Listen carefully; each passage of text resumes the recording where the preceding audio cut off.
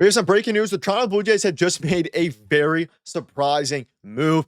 The Jays had the 8th pick in the draft, and they just made a very surprising move following what was a very hectic top 10 picks. We had an insider say that the Jays were going to pick a different prospect and last minute come in and absolutely shock everybody as the Jays changed their pick and land a very interesting name. We're going to dive into exactly who that player is, who they selected, and what this means going forward, as he is an absolute beast. But before we get into it all, if you're a part of the percentage who aren't subscribed to the channel, this is the place to be for daily Jays content. Your guys' support has truly been unbelievable. And of course, we're on the road to the goal of 20,000 subscribers. You guys have been beasts of the support. Folks, what a crazy last hour or so. And of course, moments ago, the Jays made their 8th pick, and it came in very surprising fashion. We had Joe Doyle, an insider, come out and say the Jays were going to pick Jamie Arnold, who was a pitcher with the pick, and then immediately backtracked. And the Jays went with the surprising option, which was, you can see here, Jojo Parker. Now, we're going to dive into, if you're unfamiliar who this is, dive into the player, the prospect, what it means going forward. But they threw us for a little bit of a loop because players started falling in the draft. There was a lot of guys available. Jamie Arnold, the guy I wanted, ultimately was supposed to go to the Jays, and then the Jays, I guess, changed their mind last minute, or the source was fed wrong information. Ultimately, they landed with Jojo Parker. Blue Jays select Mississippi Prep Jojo Parker with the 8th overall pick. They've been linked to him and other prep shortstops throughout the spring. He was, of course, I believe the number 9 or number 10 pick, or mock draft pick, and a ranked prospect in the draft. You can see they're number 10 according to Baseball America.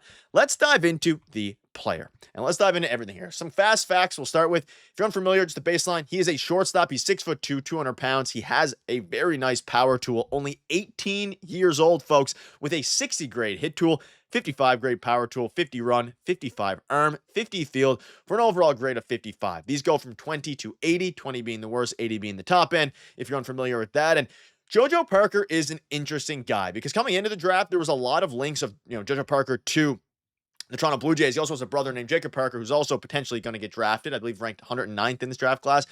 But the way this draft kind of fell down, it was very surprising for them to ultimately choose Jojo Parker, because you had Jamie Arnold right in front of you, who was a pitcher. If you're unfamiliar with the draft, he was basically a pitcher who fell down a little bit. And you can see this here from Nene Takes. Now, this tweet came in minutes before the Jays pick, and he's a big draft guy. And he said in this order, this is who he would have liked the Jays to pick: Jamie Arnold, Billy Carlson, Jojo Parker, Kyson Witherspoon. So luckily, they went with Jojo Parker, but Jamie Arnold would have been an interesting left-handed pitching name. But we're going to move on from Jamie Arnold, even though a lot of people thought that they were going to go with him. And let's touch on this player a little bit here. Now, I want to bring up this tweet because you can see, obviously, he's talking about how ecstatic he would be with Jojo Parker or Jamie Arnold. And the Jays were projected to pick Jamie Arnold with the 8th overall pick according to MLB Pipeline. And that's what makes things very interesting here. The Jays were projected to go Jamie Arnold. He ultimately was available. He was a left-handed pitcher. And what's shocking is they decided to go with another shortstop, which makes things very, very interesting. Now, if you're unfamiliar with him, he's an outstanding shortstop from Mississippi. Funnily enough, for the second year in a row, Pipeline's number 9 prospect heading into the draft is a shortstop out of Mississippi. You can see this here. I think they're the 2 best high school players in the draft. That's, of course, what Coach said of Mississippi, Griffin. But also his dad, you can see here, Jacob and Jojo, Jacob being another prospect in the draft. His dad is a lawyer and sitting county court judge. So obviously they had to overcome a bunch of adversity. If you want to get to know Jojo a little bit, feel free to pause and, read all the way through. His dad was left paralyzed, unfortunately, and ultimately a bunch of adversity there. And his son's great to see them be able to, come out and have a fantastic, obviously, high school career and things like that. But having a guy on your team who's a dog like Jojo and Jacob seem to be, he seems like an A-grade, person, a fantastic character, and also a fantastic player, right? A fantastic player of his own, because he was projected to go in a very interesting kind of a turn of events here. He was projected to go number 10 to the Chicago White Sox. And that's what kind of makes things interesting. There was a lot of rumblings about, okay, will the Jays go with a shortstop? Will they go, or are they going to take a shortstop to kind of fill the gap once they trade Arjun Amala at this deadline? All these different things.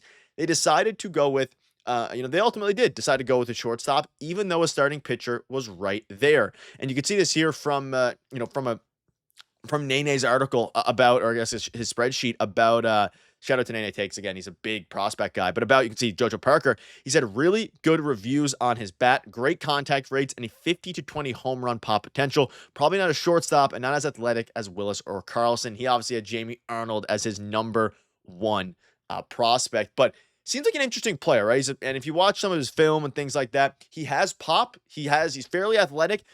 And like a lot of these high school prospects, will they be able to stick at shortstop at the major league level? That's the biggest question. The Jays do have Arjun Amala, who seemingly will be able to stick at shortstop at the major league level. But beyond that, of course, will Jojo, and that's obviously going to affect a lot of his value, whether or not he's going to be able to stay at shortstop. But he has a fantastic hit tool, 18 years old, so he's still a few years away. Like, I don't think he's going to be a guy who comes in and immediately makes an impact, but he's going to slide right into the Jays' top 10 prospect list, like right off the bat. He's that good of a prospect. And to be honest, I absolutely love the pick. I think it's really good. I think it's a lot better than people are thinking.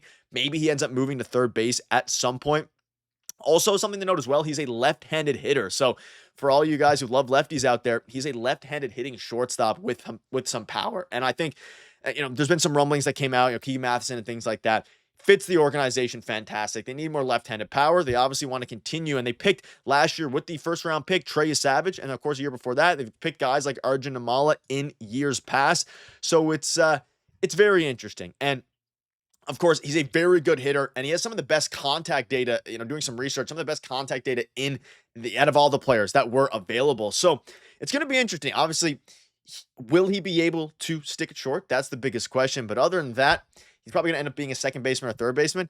I love it. A lefty with power, really good barrel rates, all those different advanced analytics. Let me know down below if you're familiar with prospects, what your thoughts are on Jojo. And of course, a very, very good player at the end of the day. And a pick I'm very happy with, although it wasn't the guy on the top of my list. I'm with Nanya here. I would prefer Jamie Arnold, the left-handed pitcher with an electric fastball.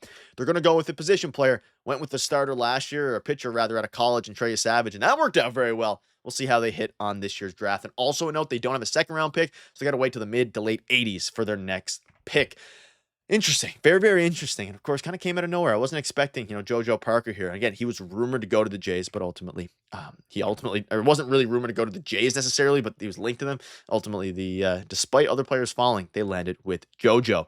Now, a few other things to go over here before we wrap up. You can see here the Jays, game today. It was bad. I just want to cover it briefly.